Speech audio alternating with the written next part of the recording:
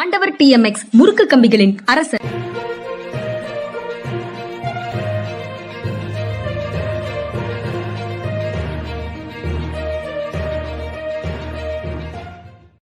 அனைவருக்கும் வணக்கம் சார். வணக்கம் சார். வணக்கம். வணக்கம். வணக்கம் ராம்குமார். வணக்கம் ஜெனரல் சார். வணக்கம் சார். வணக்கம் சார். சார், நேற்றைய தினம் காங்கிரஸ் கட்சியினுடைய செயற்குழு கூட்டம் நடைபெற்றிருக்கு. அதுல மக்களவையுடைய எதிர்க்கட்சி தலைவராக ராகுல் தேர்ந்தெடுக்கப்பட்டிருக்கிறார். அவர் இன்னும் அந்த பதவியை ஏற்றுக்கொள்வதாக செய்திகள் வரல. இருந்தாலும் அதுதான் இறுதி முடிவு மாதிரி தெரியுது. இன்னொன்று, தேர்தல் பிரச்சார காலத்தில் காங்கிரஸ் பார்வையாளர் மாடத்தில் தான் இருக்கும் அப்படின்னு பாஜக விமர்சனம் பண்ணியிருந்தாங்க. இன்றைக்கு ராகுல் காந்தி எதிர்க்கட்சி தலைவராக மக்களுடைய ஆதரவோடு வந்திருக்கிறார். இந்த டிராவலை எப்படி பார்க்குறீங்க? ராகுல் தேர்ந்தெடுக்கப்பட்டதை குறித்து உங்களுடைய பார்வை என்னது சார்? இல்லை, அவருடைய பரிணாம வளர்ச்சியின் மற்றொரு பகுதி இது. தொடர்ந்து வளர்ந்துக்கிட்டே இருக்கார் ஒரு அரசியல் தலைவராக. அவரை பப்புலாம் கலாட்டா பண்ணாங்க. இப்போ அவர் யாராவது அவர் பார்த்து பப்புன்னு சொல்ல முடியுமா? நிச்சயமாக முடியாது.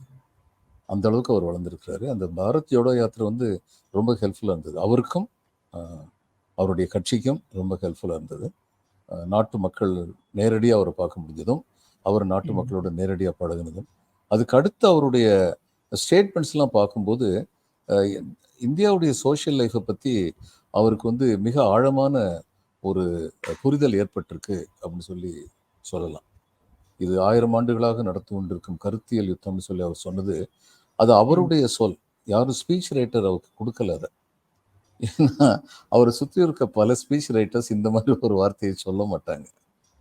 அதனால அது அவருடைய சொல் தான், சந்தேகமே இல்லாமல். அதெல்லாம் வச்சு பார்க்கும்போது நிச்சயமாக ஒரு மிக சிறந்த ஒரு தலைவராக பரிணமித்துக் கொண்டிருக்கிறார் அப்படின்னு தெரியுது. ஜென்ராம் சார், நீங்க கடந்த காலத்துல அவரை பற்றிய விமர்சனங்கள் எல்லாமே பொறுப்பேற்காமல், கட்சியினுடைய பொறுப்புகளை ஏற்காமல், அதற்கு தொண்டர்களிடத்திலையும் நிர்வாகிகளிடத்திலையும் பதில் சொல்வதற்கு தயாராக இல்லாமல் வெளியில சுத்திட்டு இருக்கிற வேலையையே செய்யறாரு. அது ஒரு விதத்துல அது பொறுப்பற்ற செயல் என்றெல்லாம் கூட விமர்சனங்கள் செய்தார்கள் மாற்று கட்சியில இருக்கக்கூடியவங்க. ஆனா இப்போ கட்சி அவருக்கு அந்த பொறுப்பை கொடுத்திருக்கிறது. 2019 தேர்தல் தோல்விக்கு பிறகு அவர் தலைவர் பதவியை ராஜினாமா செய்தாரு. கட்சி திரும்பவும் அந்த பொறுப்பை ஏற்றுக்கொள்ள சொல்லித்தான் கேட்டது. ஆனா அவர் நானும் ஏற்க மாட்டேன், என்னுடைய குடும்பத்தில் வேறு யாரும் ஏற்கவும் மாட்டார்கள் அப்படின்னு சொல்லிட்டு கடைசியாக தற்காலிக தலைவராக சோனியா காந்தி வந்தாங்க. இப்போ அந்த மாதிரி பிரச்சனை இல்லை. மக்கள் காங்கிரஸ் கட்சி மீது நம்பிக்கை வைத்து 100 இடங்களை தேர்வு செய்திருக்கிறார்கள். அதனால அவர் அந்த பொறுப்பை ஏற்றுக்கொள்வதுதான் சிறப்பு. அது போக அடுத்த பதவிகள், அமைச்சராக, அதுக்கும் அடுத்தாப்புல இன்னும் உயர்ந்த இடத்துல அதெல்லாம் போகணும்னா இப்போதே சிஸ்டத்துக்குள்ள வேலை செய்ய ஆரம்பிக்கணும் அப்படிங்கிறதும் ரொம்ப முக்கியம். அதனால அந்த அமைப்புக்குள்ள அவர் தலைமை ஏற்பதுதான் சிறந்தது அப்படின்னு பார்க்கலாம். அது அவர் தலைமை ஏற்று இருக்கும்போது கிட்டத்தட்ட அந்த எம்பிக்களை ஓரளவுக்கு இணைத்து அரவணைத்து ஓர் அணியாக கொண்டு போகவும் முடியலாம். அதற்கும் அவர் முயற்சி செய்யணும். அதனால அவர் எல்லா விதத்திலையும் அதுக்கு அந்த பொறுப்பை ஏற்பதுதான் சரியாக இருக்கும் அப்படின்னு காங்கிரஸ் கட்சி நினைக்குது. அரசியலை வெறும் நாடாளுமன்ற செயல்பாடு அல்லது தேர்தல் செயல்பாடு அப்படிங்கிற மாதிரியாக சுருக்கி பார்க்கின்ற ஒரு சூழல்ல சார் சொன்ன மாதிரி அரசியலை சமூக பிரச்சனைகளோடும் இணைத்து அதனுடைய வெளிப்பாடாக அரசியல் இருக்கும் என்பதையும் வெளிப்படுத்தியதுதான் அந்த 100 ஆண்டுகளாக ஒரு கருத்தியல் யுத்தம் நடந்துட்டு இருக்குது. அதன் பகுதியாகத்தான் இந்த அரசியலும் இந்த தேர்தலும் இருக்குதுன்னு அவர் சொன்னது. அவர் பொருளாதார ரீதியாகவும், பண்பாட்டு ரீதியாகவும், சமூக ரீதியாகவும், தேர்தல் ரீதியாகவும் எல்லா விஷயங்கள்லயும் அவர் கூர்மையான பார்வை உடையவராக எமர்ஜ் ஆகியிருக்கிறாரு அந்த ஜோடோ யாத்திரைக்கு பிறகு. அந்த அவருடைய அனுபவமும் கூர்மையும் புத்தி கூர்மையும் நாட்டு மக்களுக்கும் காங்கிரஸ் கட்சிக்கும் முழுமையாக பயன்படுவதற்கு அவர் எதிர்கட்சி தலைவராக பொறுப்பேற்பது அவசியம் அப்படின்னு நான் நினைக்கிறேன். 2019 தேர்தலுக்கு அப்புறம் வந்து ஒரு அந்த தோல்வியை ஒட்டி தலைவர் பதவியை விட்டு வெளியில வந்தாரு. இப்போ காங்கிரஸினுடைய தலைவர் பதவிக்கு தேர்தல் நடந்து, அந்த தேர்தலில் இருவர் போட்டியிட்டு, அதுல இருந்து கார்கே ஜெயிச்சும் வந்தாங்க. காங்கிரஸ் தலைவரினுடைய பதவி காந்தி குடும்பத்து கையில தான் இருக்கு அப்படின்னு பாஜக விமர்சனம் வச்சுக்கிட்டே இருந்தாங்க. அப்ப அந்த ஸ்ட்ரோக்ல இருந்தே காங்கிரஸ் தன்னை வந்து எவால்வ் பண்ண முயற்சி பண்ணிருக்கு அப்படின்னு பார்க்கலாமா சார்? இல்லை, கண்டிப்பாக பார்க்கலாம். அதாவது தோல்விக்கு பொறுப்பெடுத்து அவர் ராஜினாமா பண்ணார். இன்னைக்கு பிஜேபி வந்து 303லேருந்து 240க்கு வந்திருக்கு. இது ஒரு தோல்வி தான், இது ஒரு பின்னடைவு தான். அதற்கு திரு நரேந்திர மோடி அவர்கள் பொறுப்பெடுக்கவில்லை. ஆனால் அன்னைக்கு ஒரு தோல்விக்கு பொறுப்பெடுத்து ராஜினாமா பண்ணார். இன்னைக்கு காங்கிரஸ் வெற்றி கண்டிருக்கு. காங்கிரஸ் மட்டும் இல்லை, இத்தனை பேரை சேர்த்து 234 இடத்த அவங்க பிடிச்சிருக்காங்க. என்ன சொல்ல போனால் இந்த 10,000 ஓட்டுக்கு கீழே வாக்கு வித்தியாசத்தில் எங்கெங்கெல்லாம் நடந்ததோ, அது பிஜேபி ஜெயிச்சிருந்தாலும் சரி, இந்தியா கூட்டணி ஜெயிச்சிருந்தாலும் சரி, அதில் வந்து ஃபுல்லாக விவிபேட் எண்ணணும்னு சொல்லி ஒரு கோரிக்கை வச்சு, அது நியாயமான கோரிக்கை. அதான் மம்தா பானர்ஜி சொல்லியிருக்காங்க, அந்த மாதிரி ஒரு டிமாண்ட் ரைஸ் பண்ணுவோம்னு சொல்லி. கோர்ட் என்ன சொல்லும், தேர்தல் ஆணையம் என்ன சொல்லும் எனக்கு தெரியாது. ஆனால் அது ஒரு நியாயமான கோரிக்கையாக தான் பார்க்கப்படும். ஆக கூட இவங்களுடைய வெற்றி வந்து மகத்தான வெற்றி தான். 234 சீட்டை பிடிச்சிருக்காங்க அப்படிங்கிறது மகத்தான வெற்றி தான். அப்போது அன்னைக்கு தோத்ததுக்கு வந்து பொறுப்பு எடுத்துக்கிட்டு ராஜினாமா பண்ணாரு. இன்னைக்கு வெற்றியை கொண்டு வந்தாருங்கிறதுனால இவருக்கு பொறுப்பு கொடுக்கும்போது இவர் பொறுப்பை எடுத்துக்கணும் தான் நம்ம எதிர்பார்ப்போம். He has earned this position today. இன்னைக்கு வெற்றியை கொண்டு வந்தது அவர்னு எப்படி சார் சொல்லுவாங்க? அது கார்கேன்னு தானே சொல்லுவாங்க. தோற்று போனதுக்கு தலைவராக இருந்த ராகுல் காந்தி காரணம்னு 19ல இருந்தால், வெற்றி வந்தப்போவும் கார்கே தானே பொறுப்பு. பிரியங்காவுக்கோ ராகுலுக்கோ பொறுப்பே இல்லை அப்படின்னு தானே கட்சியில இருக்கக்கூடியவங்க சொல்ல மாட்டாங்க. வெளியில இருக்கக்கூடியவங்க விமர்சனம் பண்றவங்க அப்படித்தானே விமர்சனம் பண்றவங்க எல்லாம் சொல்லுவாங்க, இது சொல்லுவாங்க, இதுக்கு மேலே சொல்லுவாங்க. அதை பத்தி அந்த கட்சி கவலைப்படாது. நடுநிலைமையா இருக்கவங்க அதை பற்றின விமர்சனங்களை இப்ப நீங்க முன்வைக்கிற மாதிரி விமர்சனம் பண்ணிருப்பாங்க. அவ்வளவுதான். அதுல ராம்குமார் நீங்க பேசும்போது அந்த 2004ல சோனியா காந்தி பிரதமர் பொறுப்பை ஏற்க மறுத்ததையும் நீங்க கணக்கில் கொள்ளணும். Okay sir. அந்த குடும்பம் வந்து பதவிக்காக பறக்கவில்லை. 84ல 400 சீட்டோட ஜெயிச்சுட்டு 89ல 190 சீட் வந்த போது சிங்கிள் லார்ஜஸ்ட் பார்ட்டியாக இருக்கிறோம், அதனால சில கட்சிகளை கூட வச்சுட்டு ஆட்சிக்கு வந்து விடுவோம் அப்படின்னு 2வது முறை ஆட்சியை தொடர்கிறேன் அப்படின்னு ராஜீவ்காந்தியும் முயற்சி செய்யல. நாங்கள் வந்து எங்கள் 5 ஆண்டு கால ஆட்சிக்கு நாங்கள் மக்களிடத்துல தீர்ப்பை கோரினோம், மக்கள் எங்களுக்கு பெரும்பான்மையை அளிக்கவில்லை, அதனால் எதிர்கட்சி வரிசையில் அமர்கிறோம் அப்படின்னு தார்மீக ரீதியாகவும் அரசியல் ரீதியாகவும் சரியானதொரு நிலைப்பாட்டை எடுத்து அவர் எதிர்கட்சியில தான் அமர்ந்தாரு. இன்றைய பாஜக மாதிரி 240 சீட் எங்களுக்கு கிடைச்சிருச்சு, கூட 2 கட்சிகளை ஏற்கனவே கூட்டணியாக வெற்றி பெற்றிருக்கிறோம், அதனால நாங்களே அந்த பொறுப்பை எடுத்துக்கொள்கிறோம்னு அன்று ராஜீவ்காந்தி எடுக்கல. அதனால அந்த குடும்பம் வந்து பதவி மீது ஒரு மோகத்தோடு அதை கையிலேயே எப்போதும் வைத்திருக்க வேண்டும் என்று அவர்கள் இருந்ததாக சொல்ல முடியாது. அது உண்மை. ஆனால் அதே சமயம் எலெக்ஷனுக்கு முன்னாடி காங்கிரஸுக்கு எந்த கூட்டணி இருந்ததில்லை, அதனால 190 வச்சுக்கிட்டு புதுசாக கூட்டணி அமைக்க மாட்டேன்னு சொல்லி ராஜீவ்காந்தி சொன்னது வந்து legally and morally correct step. இன்னைக்கு வந்து திரு நரேந்திர மோடி எலெக்ஷனுக்கு முன்னாடியே ஒரு கூட்டணி இருந்தது, அந்த கூட்டணி வந்து இன்னைக்கு பெரும்பான்மை பெற்றிருக்குங்கிறது உண்மை. ஆனால் இவருடைய தலைமை வைத்து இவர் பிரச்சாரம் பண்ணதுல வந்து 303லேருந்து 240க்கு இவர் கட்சி வந்திருக்கு. So strictly speaking constitutionally legally Narendra Modi பதவி இருக்கிறதுல வந்து எந்த விதமான தவறும் கிடையாது. But morally S it is wrong. ஆனால் மொராலிட்டி பற்றி கவலைப்படுற காலத்தில் நம்ம இருக்கோம். சோனியா காந்தியும் நாடாளுமன்ற குழு தலைவராக தேர்ந்தெடுக்கப்பட்டிருக்கிறாங்க. காங்கிரஸ் கட்சியினுடைய நாடாளுமன்ற குழு தலைவராக தேர்ந்தெடுக்கப்பட்டிருக்காங்க. லோக்சபா ராஜ்யசபா சேர்ந்து அப்போ நாடாளுமன்றத்தினுடைய காங்கிரஸ் கட்சி தலைவராக சோனியா காந்தி, மக்களவை காங்கிரஸ் கட்சி தலைவராக ராகுல் காந்தி, மாநிலங்களவை காங்கிரஸ் கட்சி தலைவராக மல்லிகார்ஜுன கார்கே அப்படின்னு அந்த சிஸ்டம் வந்து ஒர்க் ஆக போகுது. நாடாளுமன்றத்திற்குள்ள தார்மீக ரீதியாகவும் அரசியல் ரீதியாகவும் தோற்றுவிட்டார் அப்படின்னு சோனியா காந்தி அந்த செயற்குழு கூட்டத்திற்கு பிறகு செய்தியாளர்கள்ட்ட பேசும்போது சொல்றாங்க. ஆமா, அரசியல் ரீதியாகவும் தோற்றுவிட்டார் அப்படின்னு சொல்றாங்க. அது நிஜம்தான். நான் சொன்னேன் லீகலி அண்ட் கான்ஸ்டியூஷனலி அப்படின்னு பார்த்தா அவர் வந்து பிரதமர் பதவி ஏற்கிறது கரெக்டு. ஆனால் பொலிட்டிக்கலி அண்ட் மாரலின்னு சொல்லி பார்த்தா தவறு. அதுதான் அவங்க சுட்டி காட்டியிருக்காங்க. அதுல எப்படி சார் அந்த பொலிட்டிக்கல்லி அப்படின்னா மாரல்லியும் சிங்கிள் லார்ஜஸ்ட் பார்ட்டிங்கிற அளவுக்கு அவங்களுக்கு இடம் கொடுத்துருக்காங்கல்ல மக்கள், அவங்களுடைய 10 ஆண்டு கால ஆட்சி மீது தீர்ப்பு கொடுத்துருக்காங்கல்ல. அது கொடுத்துருக்காங்க. அவருடைய அரசியலுக்கு இது தோல்வி தானே. அவர் சிங்கிள் லார்ஜஸ்ட் பார்ட்டி வரணும்னு எதிர்பார்த்தாரு. Party with absolute majority, simple majority கூட இல்லை, பார்ட்டி வித் அப்சல்யூட் மெஜாரிட்டி 400. எனக்கு தெரிஞ்ச கிரிக்கெட்ல வந்து அந்த வெஸ்ட் இண்டீஸ் பையன் ஒருத்தர் தான் 400 இதை அடிச்சது. சச்சின் டெண்டுல்கர் அடிக்கல, யாரும் அடிக்கல. இவர் அப்படி ஆசைப்பட்டாரு, சொன்னாரு எல்லார்கிட்டையும். காங்கிரஸோட சாதனைகளை முறியடிக்கணும்னு ஒரு வேகம் அவருக்குள்ள இருக்குல்ல சார். 84ல ராஜீவ்காந்தி 414 இடங்களை பெற்றிருந்தார், 412 இடங்களை பெற்றிருந்தார். தேர்தல் நடக்கும்போது 402 என்னவோ. அதுக்கப்புறம் அந்த தேர்தல் நடக்காத பகுதிகளில் தேர்தல் நடந்து அதுல ஒரு 10 சீட்டு சேர்ந்து 412 சீட்டு அவங்க கையில இருந்தது அந்த சமயத்துல.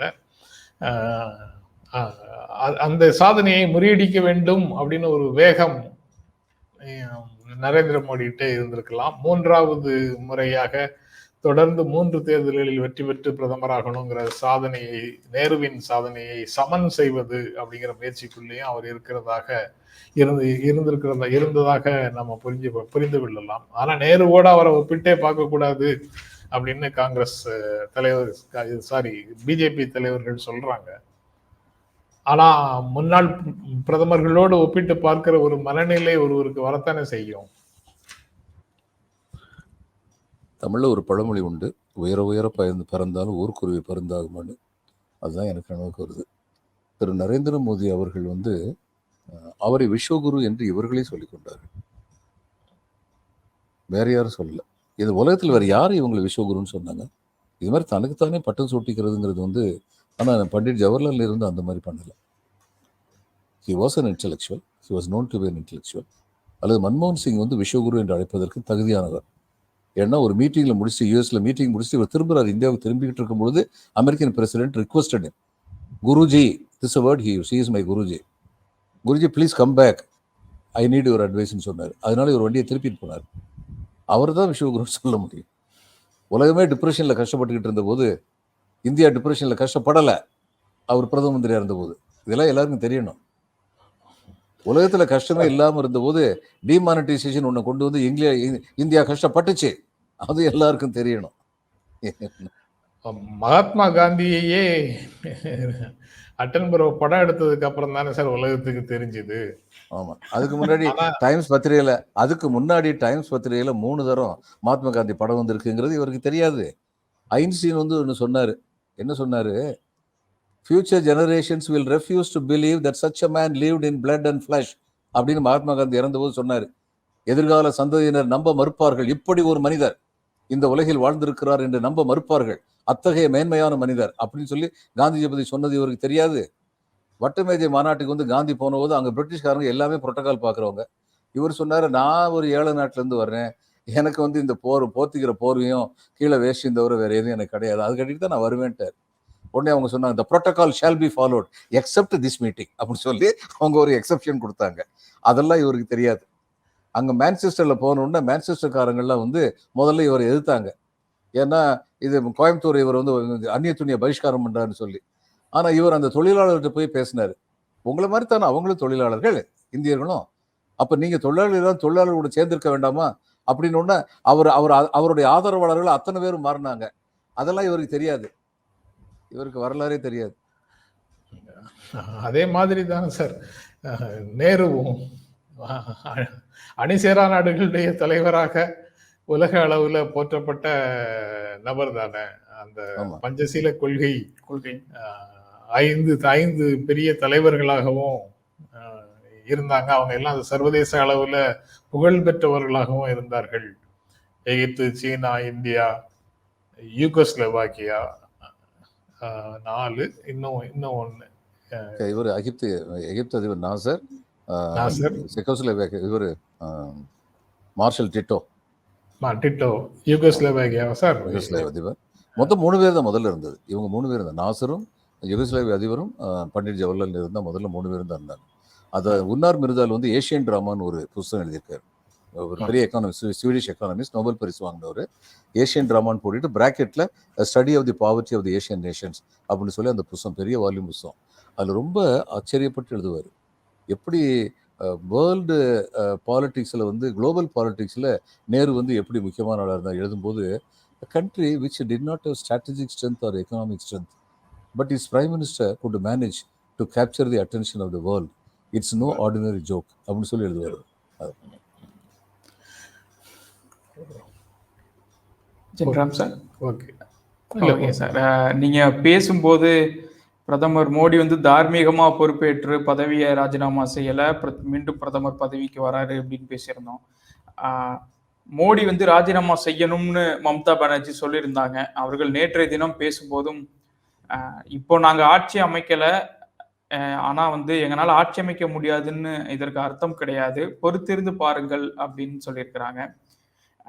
ஆட்சி அமைப்பதற்கான அழைப்பு விடுக்கணும், அதாவது கூட்டணி கட்சிகளிலும் நிதிஷ் ஆகட்டும் சந்திரபாபு நாயுடு ஆகட்டும் அவர்கள் அழைப்பு விடுக்கணும்னு வலியுறுத்தினவங்கள மம்தா பானர்ஜியும் முக்கியமானவங்க. மம்தா பானர்ஜியினுடைய இந்த பொறுத்திருந்து பாருங்கள் அப்படிங்கிற இந்த வார்த்தை, அதன் பின்னுள்ள அர்த்தம் நீங்க எப்படி பாக்குறீங்க சார்? அதை இல்லை, அது இவங்களுக்கு ஆளுங்கட்சி கொஞ்சம் பயத்தை கிளப்புறதுக்காக இருக்கலாம். ஆனால் இதுக்கெல்லாம் ஆளுங்கட்சி பயப்படாது. பிஜேபி அவங்க இதுக்குள்ள மம்தா கட்சியிலேருந்து ஆரம்பித்து பல கட்சிக்குள்ள உள்ளவங்கள்ட்ட பேச ஆரம்பிச்சிருப்பாங்க. அதனால அவங்க இதுக்கெல்லாம் பயப்பட மாட்டாங்க. இன்றைக்கு நாங்கள் ஆட்சிக்கு உரிமை கோரவில்லை என்பதற்காக நாங்கள் ஆட்சிக்கு உரிமையே கோர மாட்டோம்னு அர்த்தம் இல்லை. நாளை நாங்கள் கோரலாம் அப்படின்னு அவங்க சொல்றாங்க. அது அவங்களிடத்துல எந்த விதமான ரியாக்ஷனையும் கொடுக்காது, அவங்களுக்கு எந்த பதட்டத்தையும் கொடுக்காது, எதிர்த்தரப்பு பதட்டத்தை எதுவும் கொடுக்காது. ஆனால் சொந்த கட்சியில வந்து நம்பிக்கை ஊட்ட வேண்டியது இருக்கா, அதனால இப்படி பேசுறாங்களா? இதை தவிர்க்கிறது வந்து ஒரு மெச்சூரிட்டி அப்படின்னு கட்சி தொண்டர்கள் புரிஞ்சுக்க மாட்டாங்களா? கட்சி தொண்டர்கள் சில பேர் புரிஞ்சுக்குவாங்க, எல்லாரும் புரிஞ்சுக்க மாட்டாங்க. பல கட்சி தொண்டர்கள் வந்து அபிமானத்தின் காரணமாக இல்லாஜிக்கலா ஃபாலோ பண்றவங்க. அவங்க லாஜிக்கை பத்தி கவலைப்படாமல் ஃபாலோ, இல்லாஜிக்னு சொல்ல வேண்டியதில்லை, லாஜிக்கை பத்தி கவலைப்படாமல் ஃபாலோ பண்றவங்க பல கட்சி தொண்டர்கள், எல்லா கட்சியிலையும். சோனியா காந்தி அந்த செய்தியாளர் சந்திப்பில் பேசும்போதும் ஒரு விஷயம் சொல்றாங்க சார். கடந்த 10 ஆண்டுகளாக இருந்ததை போல நாடாளுமன்றத்தை சிதைக்கும் அவர்களுடைய எண்ணம் இனி ஒருபோதும் நிறைவேறாது அப்படின்னு சொல்றாங்க. அப்படி நானும் அப்படித்தான் நினைக்கிறேன். ஆனால் எனக்கு ஒரு விஷயம் ரொம்ப பயமா இருக்கு. இவர் முதல் தரம் 1914 ஜெயிச்சு வரும்போது பார்லிமெண்ட் தரையை தொட்டு கும்பிட்டாரு, இது நம்முடைய கோயில்னாரு. அதுக்கப்புறம் இவர் கோயிலுக்கு போகிறது நம்பிக்கை இல்லைன்னு நினைக்கிறேன். பார்லிமெண்ட்டுக்கு இவர் போகவே இல்லை. இவர் போனதை விரல் விட்டு எண்ணிடலாம். இப்போ எனக்கு என்ன பயமா இருக்குன்னா, இந்திய அரசியலமைப்பு சட்ட புத்தகத்தை எடுத்து வச்சு அதை தொட்டு கும்பிட்டுருக்காரு. அதுதான் எனக்கு பயமா இருக்கு. சிரிச்சாலும் வந்து முக்கியமான அச்சம் தானே சார்? முக்கியமான அச்சம், மிக முக்கியமான அச்சம். தமிழ்நாட்டு சார் ஜென்ராம் சார் எதை சொல்ல வந்தீங்கன்னு நினைக்கிறேன். இல்லை சார், சொன்னதனுடைய தொடர்ச்சியாக ஒன்று சொல்ல வந்தேன். ஆனால் அது இன்னும் அதிக நேரத்தை பிடிக்குமோன்னு சொல்லி கொஞ்சம் மௌனம் ஆயிட்டேன். அதே நேரம் எடுக்கணும்னு எல்லாரும் சொல்லிட்டு இருக்காங்க, நீங்க ஒரு மௌனமா? கான்ஸ்டிடியூஷன் இந்திய மக்களுக்கு கேரண்டி பண்ணின எல்லா விஷயங்களையும் இப்போது குறைந்த பலவீனமான நிலையில அரசு இருக்குதுன்னு ஸ்டாலினும் சொல்றாரு. பலவீனமான பாஜக அரசுன்னு ஸ்டாலின் தமிழ்நாடு முதலமைச்சரும் சொல்றாரு. கான்ஸ்டிடியூஷன் கேரண்டிஸ் எல்லாத்தையும் பலவீனமான நிலையில இருக்கக்கூடிய பாரதிய ஜனதா கட்சி உறுதி செய்யும் அப்படின்னு நம்புவதற்கு இடம் இருக்குதா அப்படின்ற இடம் இருக்கு. அதாவது இவங்க கான்ஸ்டிடியூஷனை வந்து உறுதி செய்வாங்கன்னு என்ன அர்த்தம்னா, கான்ஸ்டிடியூஷனோட டிங்கர் பண்றதுக்கு இப்ப எங்களுக்கு பலம் இல்லை, இப்போதைக்கு விட்டு வைப்போம் அப்படின்னு அர்த்தம். சரி, டிங்கர் பண்றதுக்கு இப்ப பலம் இல்லை, விட்டு வைப்பாங்கன்னு அர்த்தம். ஆனா அது உறுதி செய்திருக்கக்கூடிய மக்களுடைய உரிமைகளை பாதுகாப்பாங்களா? அந்த உரிமைகளுக்கு மாறாக 19 உட்பிரிவு 1, 13, 15 அப்படின்னு அந்த வழிபாட்டு உரிமை, சமத்துவம், சமமா அனைத்து மக்களும் சமமானவர்கள்ங்கிற உரிமை, அதுக்கப்புறம் பேச்சுரிமை, கருத்துரிமை போன்ற விஷயங்கள் எல்லாம் வரும்போது எப்படி இருக்கும்? சட்டத்தின் ஓட்டை வழியாகவே வெற்றிகரமாக பயணப்பட்டவர்கள் பாஜகவினர். ஒரு பில்லு வந்து ராஜ்யசபாவில் மெஜாரிட்டி இல்லை, பாஸ் ஆகாது. ஆனால் கண்டிப்பாக பாஸ் பண்ணணும்னா அதை மணி பில்லுன்னு சொல்லி கொண்டு வந்துடுவாங்க. ஏன்னா மணி பில் லோக்சபாவில் மட்டும் பாஸ் பண்ணால் போதும் அப்படின்னு சொல்லி கொண்டு வந்துடுவாங்க. இந்த மாதிரிலாம் பண்ணுவாங்க.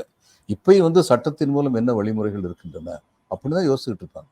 நான் அடிக்கடி சொல்லியிருக்கேன், முந்தையெல்லாம் இராணுவ ஜெனரல் தான் வந்து ஆட்சியை கவிழ்ப்பார், உடனே வானொலியை பிடிப்பார். அந்த காலத்தில் டிவி கிடையாது, வானொலியை பிடிப்பார். இவர் குடியரசுத் தலைவருடைய மாளிகையை அரண்மனையை பிடிப்பார். உடனடியாக ஒரு இது வரும், constitution is held in suspension, இராணுவ ஆட்சி நடைமுறைப்படுத்தப்பட்டிருக்கிறது முந்தி வரும். ஆனால் இப்போ அது தேவையில்லை.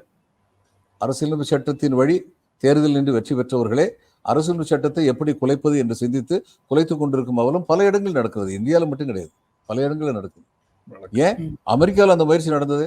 நார்த் கரோலினா ஸ்டேட்ல எப்படியெல்லாம் முயற்சிகள் நடந்ததுன்னு சொல்லி ஹார்வர்ட் ப்ரொஃபசர் 2 பேர் எழுதியிருந்தாங்களே ரொம்ப விவரமா, ஹவ் டெமோக்ரஸிஸ் டை அப்படிங்கிற புத்தகத்தில் வந்து. அதனால பல நாடுகள் இந்த முயற்சி நடக்குது. என்ன ஆச்சோம்னா அமெரிக்கா மாதிரி ஒரு நாட்டிலேயே அப்படிப்பட்ட முயற்சிகள் நடந்திருந்தா இங்க என்னென்ன முயற்சிகள்லாம் நடந்திருக்கும்? இப்ப அமெரிக்காவை இந்த விஷயத்துல வந்து எப்படி கம்பேர் பண்ணலாம்? ஏன்னா அவங்க வந்து கொஞ்சம் விவரமானவங்க.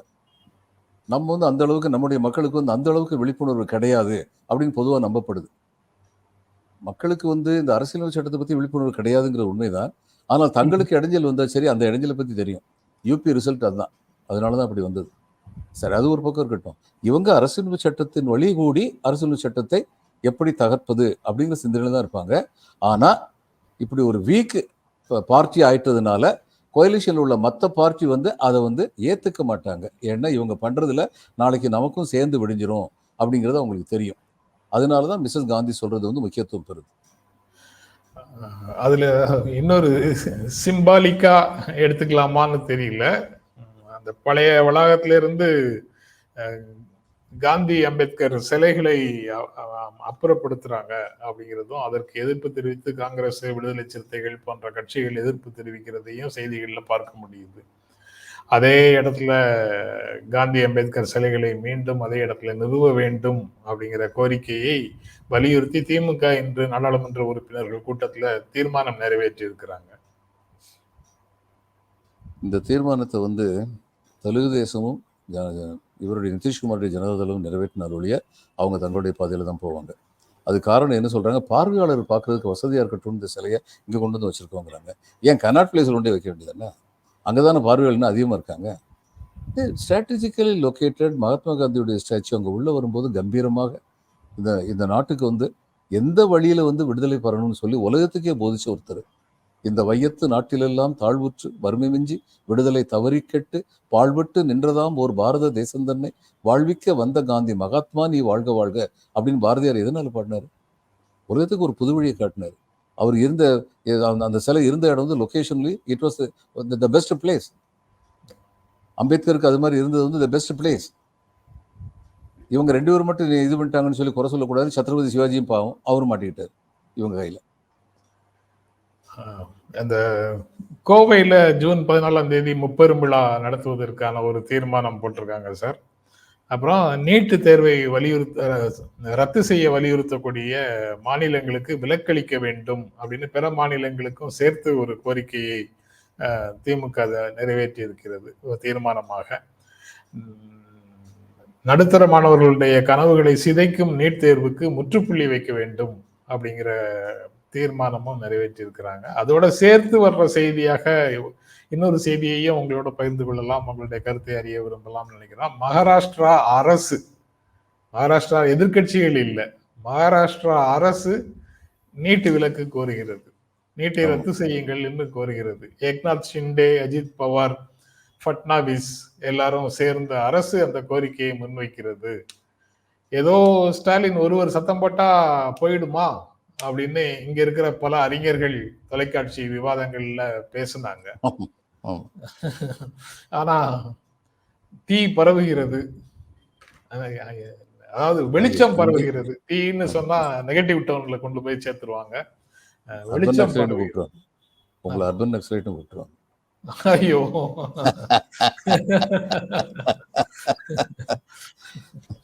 அதாவது இந்தி திணிப்பை எதிர்த்து தமிழ்நாடு வந்து போரிட்டது. ஆனா இன்னைக்கு இந்தி திணிப்பை எதிர்த்து, இந்தியை எதிர்த்து போராட்டம் கிடையாது, இந்தி திணிப்பை எதிர்த்து கர்நாடகம் போரிடுது. நம்மளா சொல்லி கொடுத்தோம்? மகாராஷ்டிரால வந்து அந்த உணர்வு வருது, பெங்கால்ல அந்த உணர்வு வருது. வருது. எங்கிருந்து வந்தது? இந்தி திணிப்பு என்பது சில பேருடைய பொருளாதார ஏகாதிபத்தியத்திற்கான வழிவகுக்கும் ஒரு முறை. அது வெறும் மொழி சம்பந்தப்பட்டது இல்லை. அது சமுதாயம் சம்பந்தப்பட்டது, பொருளாதாரம் சம்பந்தப்பட்டது. அதனாலதான் இன்னைக்கு மற்றவங்களுக்கு அந்த உணர்வு வந்து வந்திருக்கு. நம்ம முதல்ல இந்தியை எதிர்த்தது வந்து அது மொழி உணர்வின் அடிப்படையில் தான் இங்க நடந்தது. அது காரணம் என்னன்னா, சம்ஸ்கிருதத்திலிருந்து டிஸ்டிங்க்ட்லி டிஃபரெண்ட்டுங்கிற பெருமை உள்ளது தமிழ். பல மொழிகள் வந்து சம்ஸ்கிருத கலப்பு ரொம்ப நடந்திருக்கு, நம்ம மொழியில நடந்திருக்கு. ஆனா நம்ம மொழியில வந்து ஒரு 2 விழுக்காடு தான் சம்ஸ்கிருத சொற்கள் இருக்கு, சம்ஸ்கிருத வேர் சொற்களை அடிப்படையாக கொண்ட சொற்கள் இருக்குன்னு சொல்றாரு மொழியியல் வல்லுநர்கள். மற்ற 3 திராவிட லாங்குவேஜஸ்லையும் தெலுங்கு, மலையாளம், கன்னடத்துலையுமே 32, 40, 49 இந்த மாதிரி இருக்கு அப்படின்னு சொல்றாங்க. அதனால நமக்கு வந்து நம்ம மொழியை பத்தி பெருமை இருந்தது. நம்ம இன்னொரு மொழியை வந்து நம்ம மேல திணிக்கிறத விரும்ப மாட்டோம்னு சொல்லி நம்ம சொன்னோம். ஆனா இன்னைக்கு வந்திருக்க எதிர்ப்பு இன்னும் ஆழமான எதிர்ப்பு. பொருளாதார ரீதியாக எப்படி தனிமைப்படுத்தப்படுகிறோம் அல்லது தாழப்படுத்தப்படுகிறோம் அப்படிங்கிறத தெரிஞ்சுக்கிட்டதுனால அந்த மாநிலங்கள்ல தான் எதிர்க்குது. இது கடைசியில் வந்து பாருங்க, இன்னைக்கு இந்த எலெக்ஷனுடைய ரிசல்ட் யார் எப்படி பார்த்தாலும் சரி, இது வந்து இந்தியாவுடைய பன்முகத்தன்மையை வெட்ட வெளிச்சமாக்கி காட்டுகிற ஒரு ரிசல்ட். மற்ற எல்லாத்தையும் விட இதுதான் உண்மை. மகாராஷ்டிராவில் வந்து அவங்க தோத்ததும் சரி, பெங்கால்லையும் இது தமிழ்நாட்டிலையும் கேரளாலையும் ஒட்டுமொத்தமாக ஒதுக்கப்பட்டதும் சரி, இதில் வந்து பெங்காலில் வந்து மறுபடியும் வந்து மம்தா அழுத்தமாக வெற்றி பெற்றதும் சரி, புதிதாக ஒரிசாவில் இவர்கள் பெற்ற வெற்றியும் சரி, இது குஜராத்தும் இதுவும் எப்படி இருக்கு, மத்திய பிரதேசம் எப்படி இருக்குங்கிறதும் சரி, இது எல்லாமே இந்த நாட்டுடைய பன்முகத்தன்மையை வெகு அழுத்தமாக கோடிட்டு காட்டுகிறது தான் இந்த தேர்தல் முடிவுகள். ராஜஸ்தான்ல பாதியாக ஆமா, ராஜஸ்தான்ல பாதியா வந்தது. இதுல உத்தரப்பிரதேசத்துல வந்து இதுல கிராமத்துல வந்து சொல்லுவாங்க ஒரு காலத்துல, அது கொஞ்சம் காட்டுத்தனமாக விமர்சிக்கிறது. ஆனா அந்த வார்த்தை வந்து இன்னைக்கு வந்து பொருந்தது. நீங்க ஒக்க மடிஞ்சிகளோ ஒருகளமா போனீங்களோ அப்படின்னு திட்டுவாங்க கிராமத்துல. இப்ப பிஜேபி பாருங்க, ராமர் கோயில கட்டின இடத்துல அங்க மட்டும் இல்ல, ஃபைசாபாத் மட்டும் இல்ல, அதை சுத்தி உள்ள எல்லா இடத்துலயும் தோத்துருக்காங்களே. இவங்க ராமர் கோயில் கட்டாம இருந்தா இவங்க அங்க ஜெயிச்சிருப்பாங்க. ராமர் கோயிலை கட்டி அந்த பிரதிஷ்டை பண்ணும்போது சரி, எல்லா சமயத்திலையும் மக்களுக்கு தெரிஞ்சிருச்சு இவங்க நம்மளெல்லாம் இந்துன்னு சொல்லிட்டு நமக்கு சம உரிமை கொடுக்கல அப்படின்னு தெரிஞ்சிருச்சு. அது அவங்க மனசுல வந்து நிச்சயமா வந்து ஒரு நெருப்பா வந்து இருந்திருக்கு. எலெக்ஷன் தேர்தல் சமயத்தில் அது தெரியும். இது தொடர்ந்து இருக்கும் அந்த இடத்துல. இவங்க ராமர் கோயிலை ஜனநாயகப்படுத்தினால் ஒழிய, ஆனா ஜனநாயகப்படுத்த முடியாது இவங்களுக்கு. ஏன்னா இவங்க என்ன சொல்றதுன்னா, ஆகம விதிப்படி கட்டின கோயில் அத்தனையிலையும் வந்து அர்ச்சகரா வந்து ஒரு குறிப்பிட்ட குடும்பம் தான் இருக்கணும்னு சொல்லிட்டு இருக்காங்க. இதைத்தான் ராகுல் காந்தி சொன்னார், இது 1000 ஆண்டுகளாக நடந்து கொண்டிருக்கும் கருத்தியல் யுத்தம். நீங்க கோட் பண்ணியிருக்கிற இடம் வந்து ரொம்ப முக்கியமானது சார். ஏற்கனவே நாம பேசியிருக்கலாம். ஃபைசாபாத் வந்து பொது தொகுதி, வெற்றி பெற்றவர் சமாஜ்வாதி கட்சியினுடைய தலித் பிரதிநிதி, பட்டியலின பிரதிநிதி. அப்படிங்கிறது இவங்க வந்து தமிழ்நாட்டில் சனாதனத்தை ஒழிப்போம் அப்படின்னு பேசும்போது அதை அந்த பக்கத்துல கொண்டு போய் வேறு விதமாக பிரச்சாரம் செய்தாங்க. இந்துக்களை ஒழிப்போம்னு சொல்றாங்கன்னு பிரச்சாரம் செய்தாங்க. ஆனா அயோத்தி இருக்கின்ற ஃபைசாபாத் தொகுதியே வேறு விதமான தீர்ப்பை, அவர்களுடைய எண்ணங்களுக்கு ஏற்ப ஒரு தீர்ப்பு கொடுக்காம அவர்களுடைய எண்ணத்துக்கு மாறான ஒரு தீர்ப்பை கொடுத்திருக்கு. அப்படிங்கிறது ரொம்ப கவனத்தில் கொள்ள வேண்டிய ஒரு முடிவாகத்தான் அதை பார்க்க வேண்டியது இருக்கு சார். கரெக்ட் தான். சமாஜ்வாதி கட்சி அந்த மாதிரி இந்த முறை நிறைய பணிகளை செய்ததாக தொடர்ந்து கட்டுரையாளர்கள் எழுதிக்கிட்டே இருக்கிறாங்க.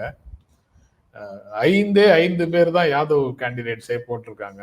80 தொகுதிகளில் கூட்டணிக்கு காங்கிரஸுக்கு கொடுத்தது போக ஒரு 65 தொகுதிகள் 60 தொகுதிகளுக்கு மேல அவங்க கண்டெஸ்ட் பண்றாங்க. அதுல 5 தொகுதிகள் தான் யாதவ் சமூகத்தை சேர்ந்தவர்களுக்கு கொடுத்துருக்குறாங்க. மீதி நான் யாதவ் ஓபிசி, பட்டியலின மக்கள், எல்லா முஸ்லிம்ஸ் எல்லாரையும் கலந்துதான் அவங்க கேண்டிடேட்டா போட்டிருக்காங்க. ரியலா வந்து லெட்டர் அண்ட் ஸ்பிரிட்டா சார், எப்படி சொல்லணும், உணர்வுகளின்படியும் செயல்களின்படியும் செயல்பட்டிருக்கிறார்கள், அதனால அவர்களுக்கு வெற்றி கிடைச்சிருக்குது அப்படின்னு எழுதிட்டு இருக்கிறாங்க. ஆமா, குழந்தைகள் மனசுல வந்து இந்த மாதிரி மத துவேஷம், மத வேற்றுமை எதுவுமே கிடையாதுங்க. ஒரு 30 வருஷத்துக்கு முன்னாடி நான் வாசிச்சது உண்டு. அந்த ஒரு ஸ்கூலுடைய பிரின்சிபல் ஒருத்தவங்க வந்து சொன்னாங்க, அந்த பெண் வந்து ஒரு சின்ன குழந்தை, அந்த குழந்தைக்கு வந்து நம்ம தெய்வ நம்பிக்கை உள்ள ஒரு குழந்தை, வீட்டில் அது மாதிரி சொல்லி கொடுத்துருக்காங்க. சாயந்தரம் வந்து எப்பயும் நீ கோயிலில் போய் கும்பிட்டுறணும் அப்படின்னு சொல்லி கொடுத்துருக்காங்க. அப்போ இந்த குழந்தை வந்து அன்னைக்கு பஸ் மிஸ் ஆச்சோ அல்லது லேட்டாக போச்சோ நடந்து போய்கிட்டு இருந்தபோது நினைவு வந்துச்சு இந்த குழந்தைக்கு. படிக்கிறது கிறிஸ்டின் ஸ்கூலில், இந்து குழந்தை. அது பக்கத்தில் பார்த்தா ஒரு மாஸ்க் இருந்ததுதான். அங்கே போய் நின்று அந்த இந்து குழந்தைய வந்து ஒரு கிறிஸ்தவ பிரேயரை சொல்லி கொடுத்த பிரேயர் வந்து Holy Mary Mother of God அப்படின்னு சொல்லி ஆரம்பித்து ஒரு மாஸ்கில் உட்காந்து அந்த பிரேயரை சொல்லிட்டு இருந்தது. அந்த குழந்தை மனசில் என்ன வேறுபாடு இருந்தது?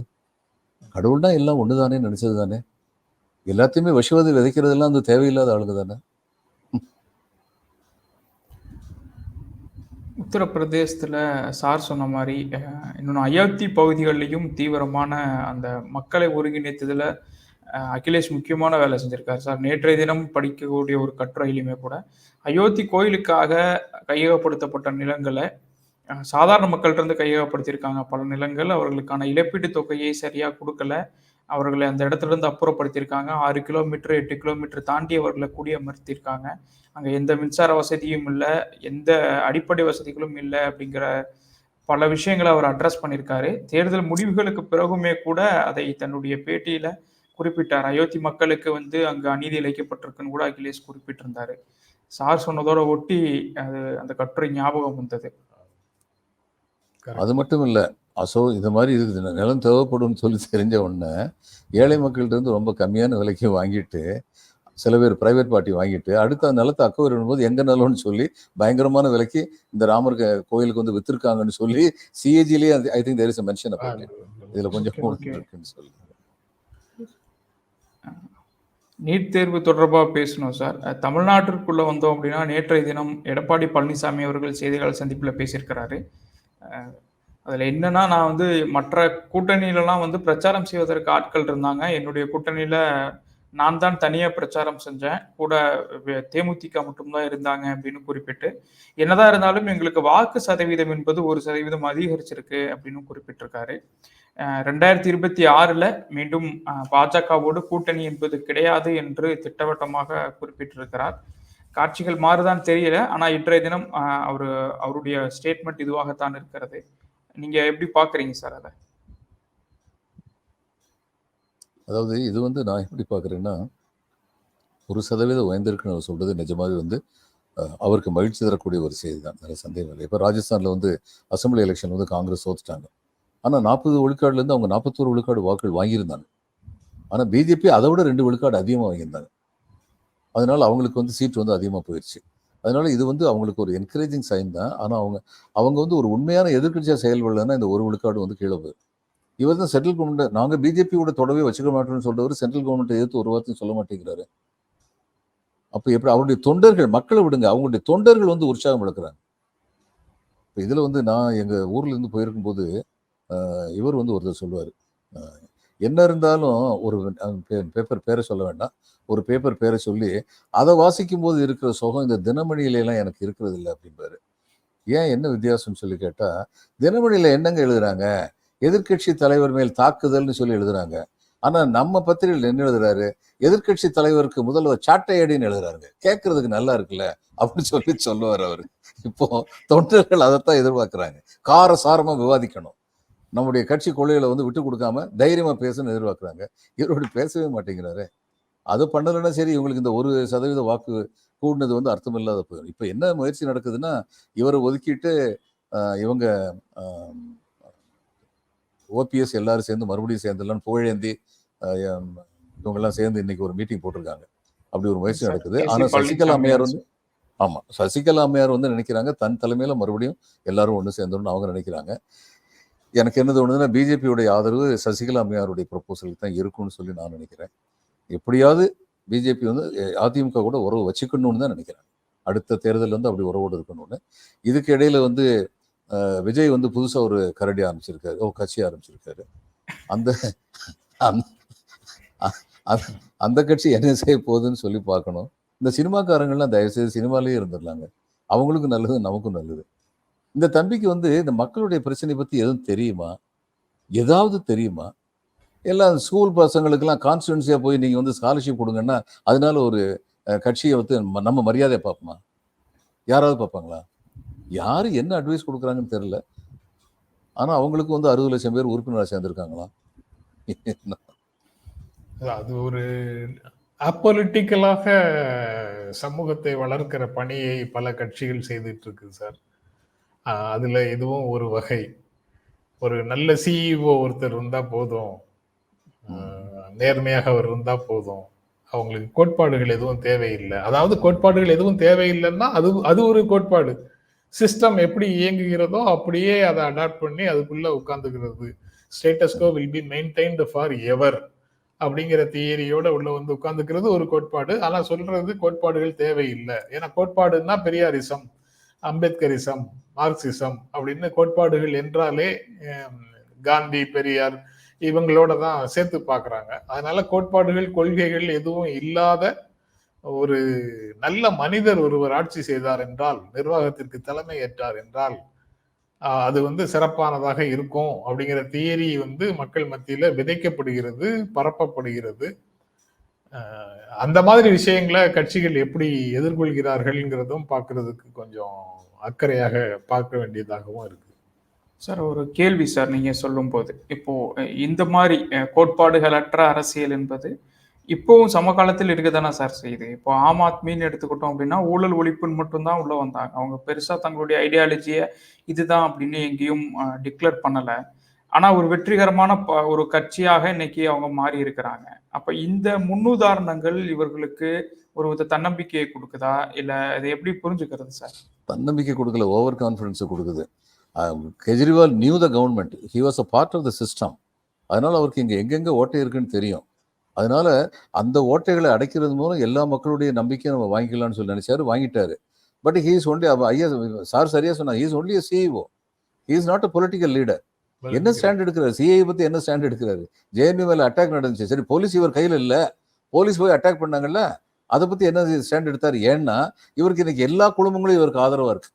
அது முஸ்லீம்களா இருக்கட்டும், இந்துக்களா இருக்கட்டும், பட்டியலத்தை சேர்ந்தவங்களா இருக்கட்டும், பிற்படுத்தப்பட்டவங்களா இருக்கட்டும், சேலரிடு மிடில் கிளாஸா இருக்கட்டும். ஏன்னா வாட்டர் டேக்ஸை குறைப்பேனாரு, குறைச்சிட்டாரு. எலக்ட்ரிக் டாரிஃபை குறைப்பேனாரு, குறைச்சிட்டாரு, சப்சிடைஸ் பண்ணிட்டாரு. அப்போ பெருமளவில் வந்து இந்த சிறு வியாபாரிகளுக்கு இருந்த லஞ்ச ஊழல் தொந்தரவெல்லாம் இல்லாம ஆக்கி விட்டாரு. இதெல்லாம் இவருடைய சாதனைகள். அதனால இவங்க எல்லாரும் சந்தோஷமா இருக்காங்க. ஆனா ஒரு நேஷனல் லீடரா வர்றதுக்கு இது மட்டும் பத்தாது.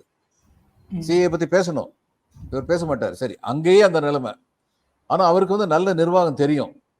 திரு விஜய் அவர்களுக்கு என்ன நிர்வாகம் தெரியும்? இப்ப நான் கேட்கிறேன், முதல்ல ஒரு பெரிய மாடலா விஜய் பண்றதுன்னா, சர்க்கார்ங்கிற படத்துல அவர் ஹீரோவா நடிச்சிருக்காரு சார். அது ஒரு குவாலிஃபிகேஷன் தாங்க, அது நிஜம்தான், நான் மறுக்கல.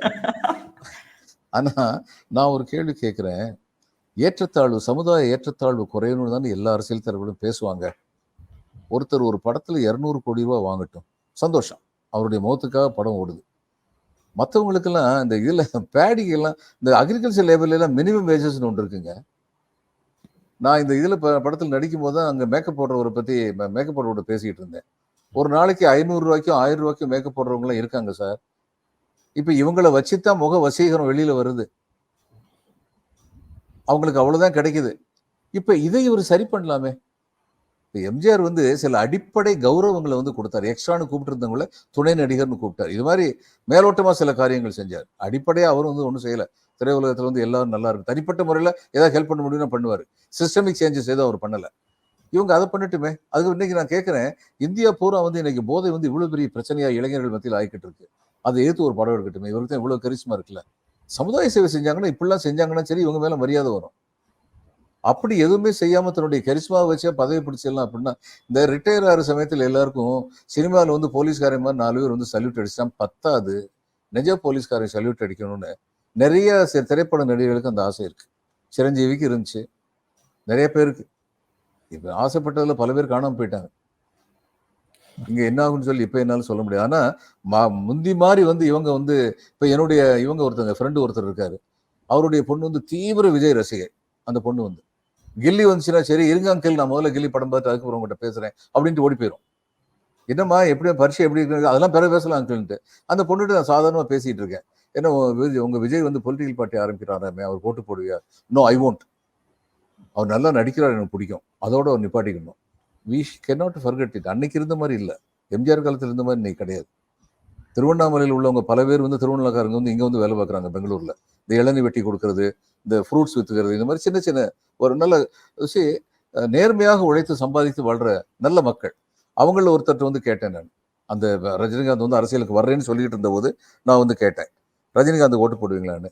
சார் இவர் காவேரி பிரச்சனையை பத்தி இவருக்கு ஒன்றும் பேச முடியல, இவருக்கு யார் சார் ஓட்டு போடுவாங்க? அந்த பையன் சொல்றாரு. அவர் தீவிர ரசிகர், கையில பச்சை ஊத்தி இருக்காரு. என்ன சொல்றீங்க?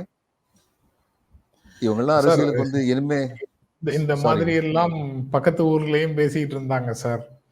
பிரேம் நசீரையே ஓட்டு போடாம கட்சி தொடங்கிய பிரேம் நசீரையே தோற்கடிச்சோம் அப்படின்னு எல்லாம் பேசிட்டு இருந்தாங்க. இப்ப சுரேஷ் கோபி புதுசா ஒரு கணக்கை திறந்திருக்காரு. சுரேஷ் கோபி வந்து பெரிய ஹீரோவா இருந்தாரு. ஆமா, பெரிய ஹீரோ சார், பெரிய ஹீரோ. ஹீரோவாவே நடிச்சுட்டு இருந்தாரு. பல ஹீரோவாவே நடிச்சிட்டு இருந்தார். மம்முட்டி மோகன்லாலுக்கு அப்புறம் அதிகமான படங்களை நடிச்சிட்டு இருந்தாரு. ஒரே விஜயகாந்த் மாதிரி புரட்சிகரமான படங்களாக பல படங்கள்ல நடிச்சிட்டு இருந்தார். ஆனா சோசியல் சர்வீஸ் எதுவும் பண்ணதில்லை. பிஜேபி தான் அவருடைய ஆன்டி சோசியல் சர்வீஸ். நடிப்பு மட்டும்தான். அப்ப அது ஒரு டேஞ்சரஸ் சிக்னல் தாங்க, ஒத்துக்கிறேன். ஏன்னா பெண்டுல இந்த பக்கம் போச்சுன்னா கடைசியில் இந்த பக்கம் திரும்பி போகுமேன்னு பயமா இருக்கு இப்போ நீங்க சொல்றது கேட்கும்போது. ஆனா தமிழ்நாட்டில் வந்து ஒரு எம்ஜிஆர் வந்துட்டு போனதுக்கு அப்புறம் அவ்வளவு ஈஸியா இன்னொருத்தங்க வர முடியாதுன்னு நான் நம்புறேன். சுரேஷ் கோபி இப்பதானே வந்திருக்கிறாரு. ஆமா. ரெண்டாவது இந்த ஹிருத்திஷ் மோகன் சொல்லி ஒரு பையன், ஹிருத்திஷா அவர் பேரு, ஹிருத்திஷ் இதுல நடிச்சாரு. இந்தி படத்துல முதல் படம் பயங்கரமான வெற்றியா இருந்தது. ஆமா சார். ஹிருத்திக் ரோஷன்